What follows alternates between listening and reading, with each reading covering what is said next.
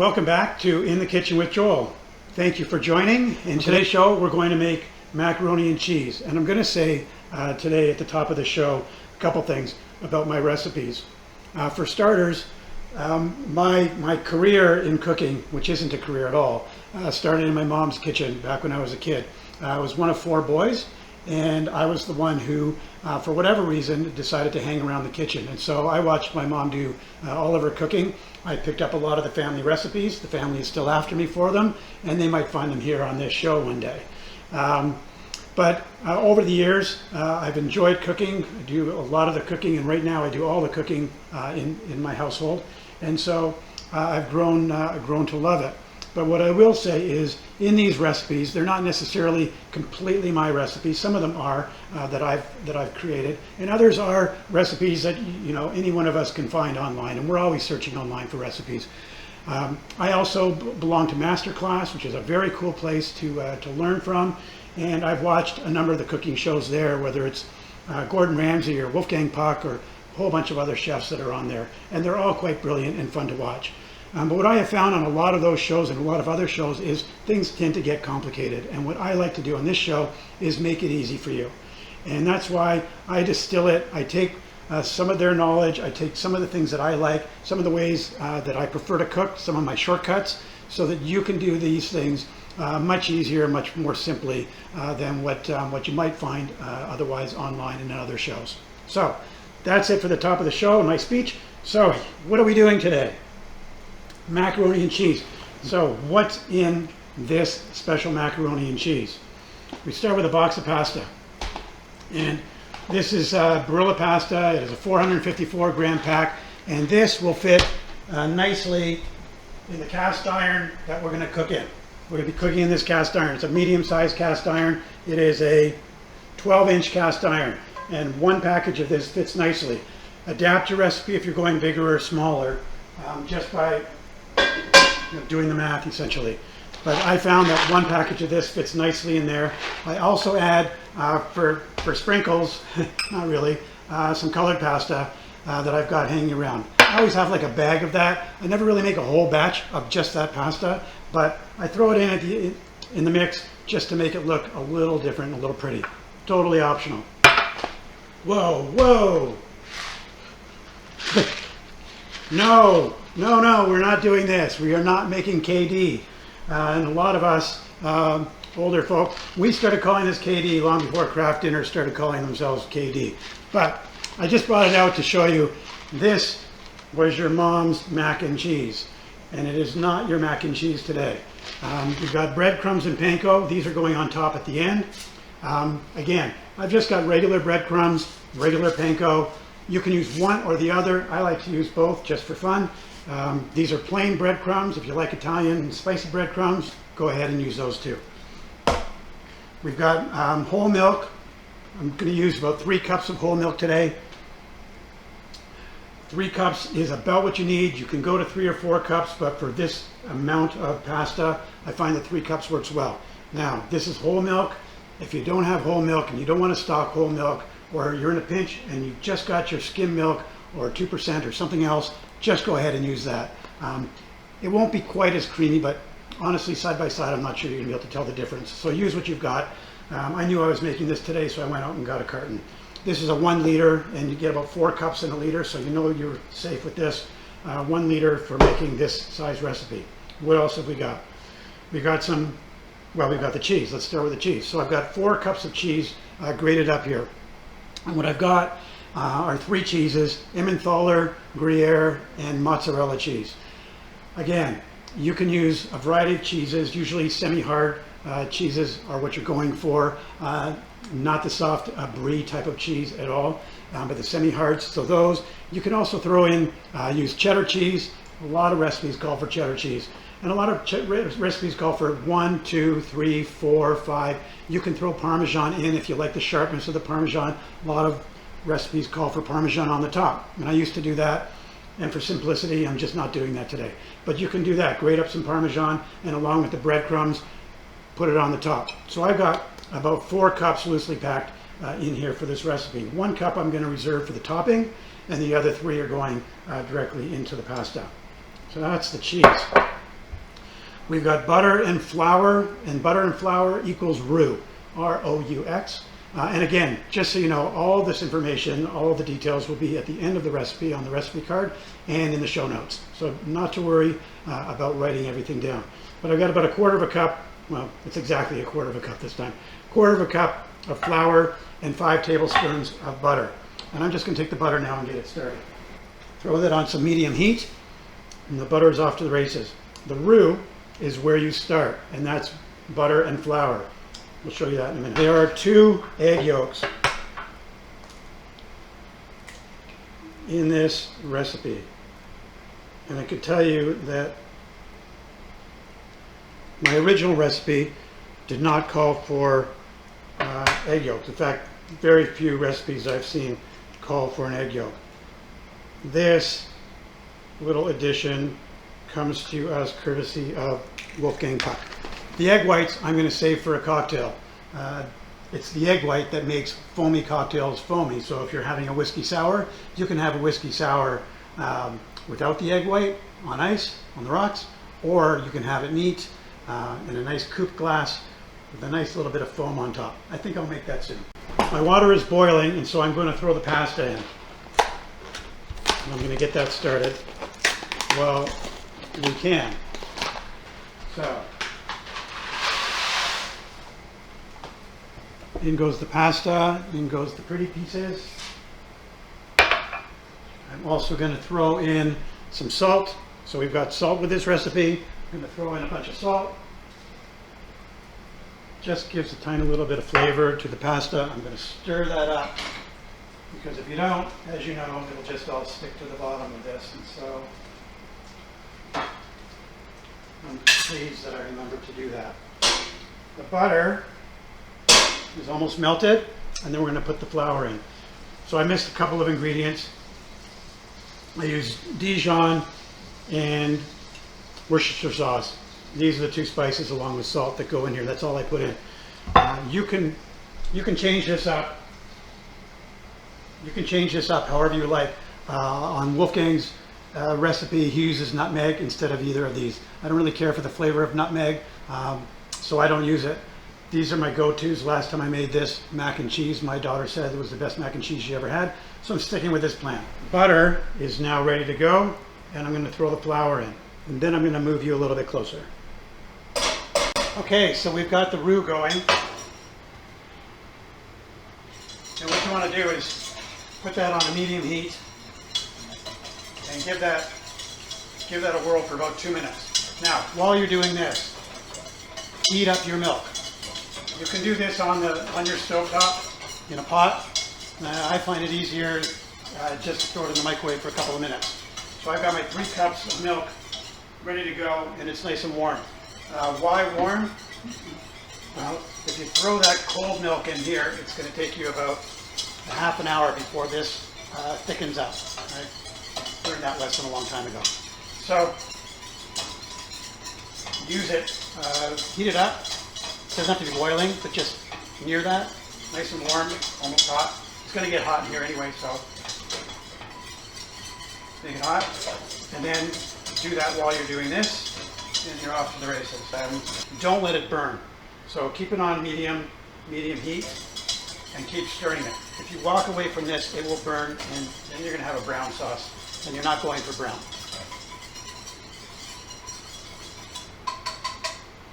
Don't forget, as well along the way, stir your pasta, but I'm sure you already know that.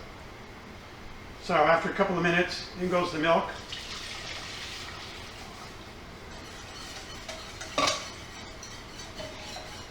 Now, some recipes say put it in a quarter of a cup at a time, and I think I forgot to do that.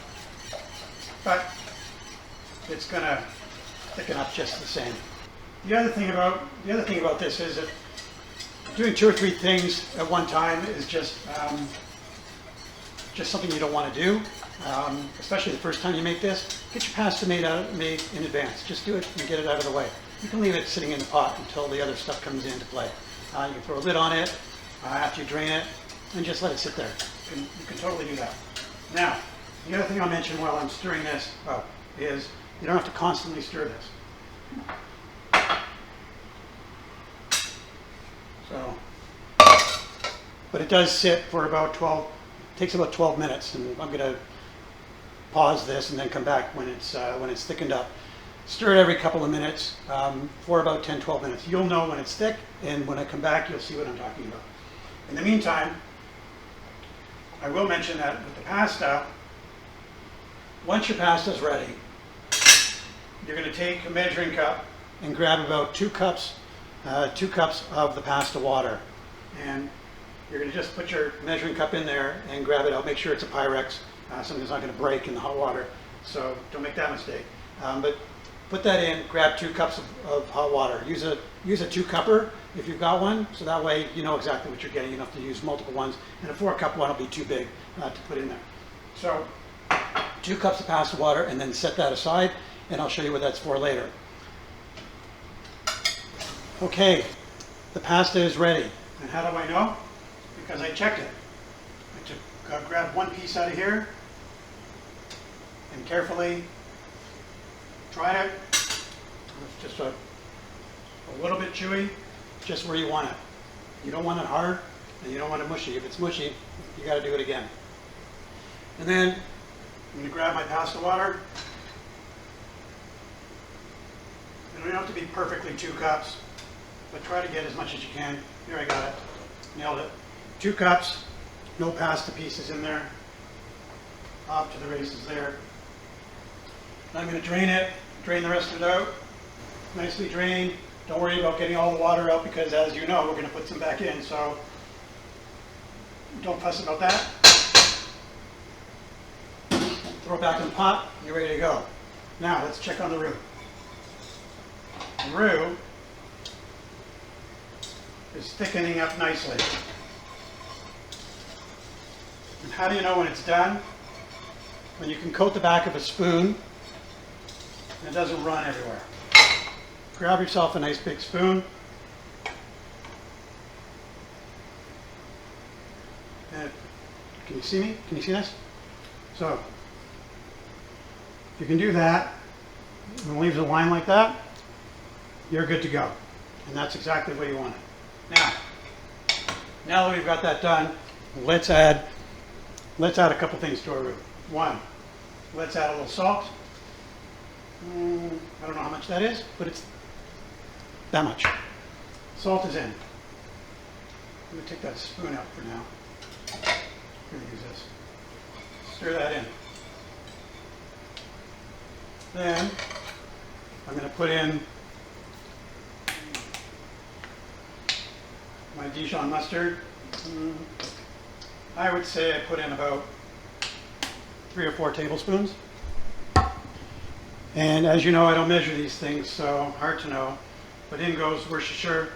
Don't darken it a little bit, but 1, 2, 3, 4, 5, 6. Last time I thought I put too much in, and it was just right. So you play around with that.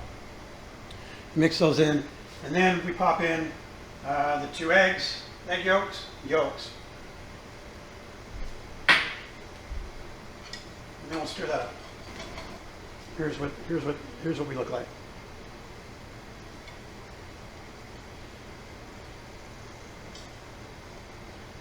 Beautiful. Okay. Now the roux is going into your pot. So pour it in a little bit at a time. Well, you can start with about half, and then just mix it up.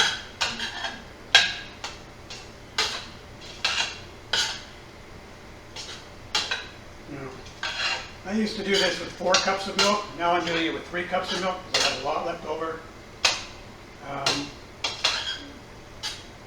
As you do it and get used to it, you'll see.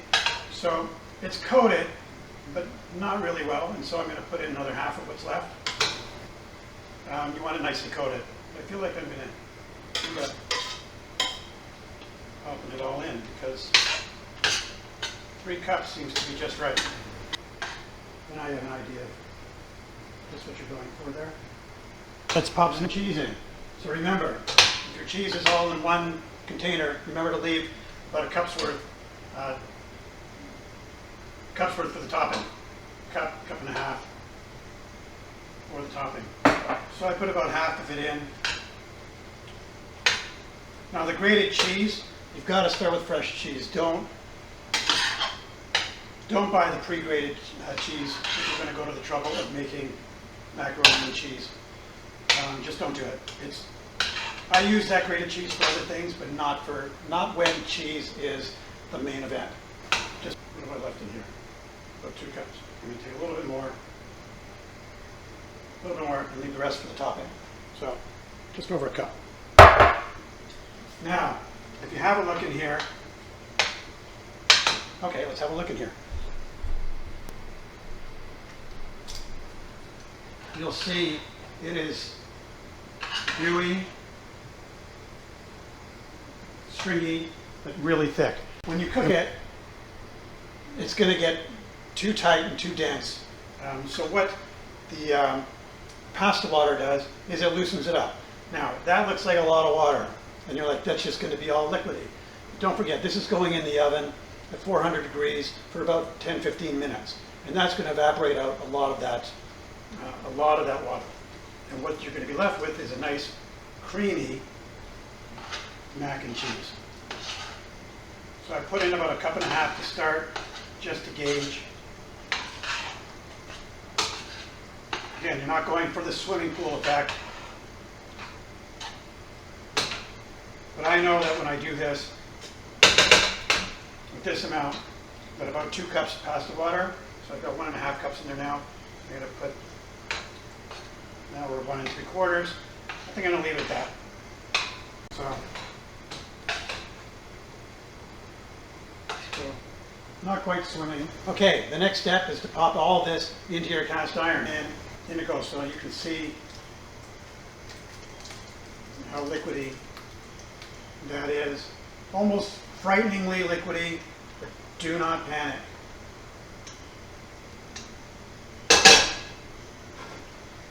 Incidentally, I have found that if you clean this right away, no problem. If you leave it for a little bit and it's a problem cleaning, and you gum up all of your scouring pads, I find a little bit of paper towel. Clean it out first with paper towel, does the trick. So now that's all ready, and I'm going to pop on cheese that I saved, going on top. Panko, not a lot, just enough to lightly cover. Don't forget I'm going to put the breadcrumbs on too, so you don't want it stacked with stuff.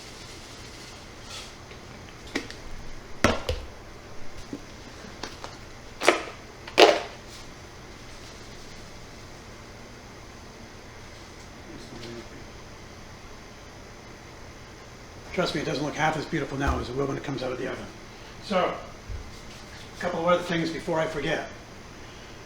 One, you don't have to put this in the oven right now.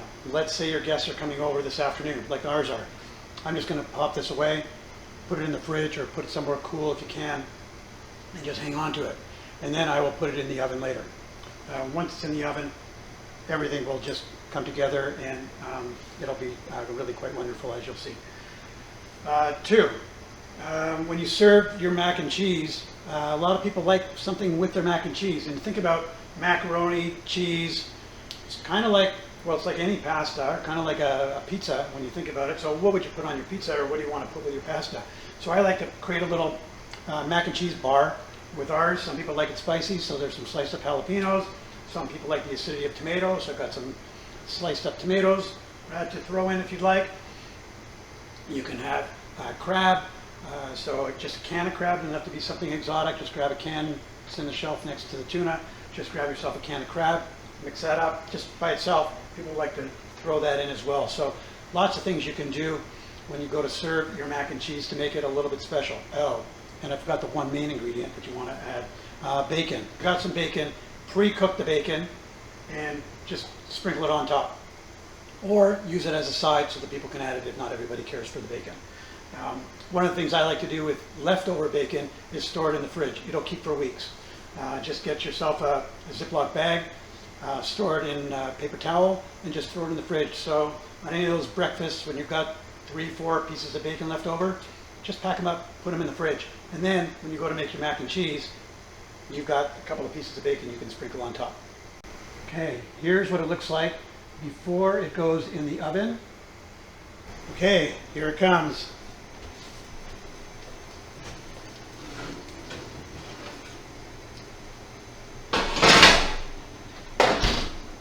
So the mac and cheese has been in the oven for 15 minutes at 500 degrees. 15 minutes, 500 degrees, and it's nice and bubbly. You can tell when it's ready when the top starts browning and you've got bubbling all around the edges.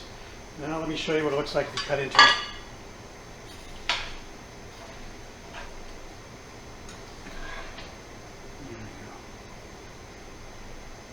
That's what I'm talking about. It's that easy. Enjoy.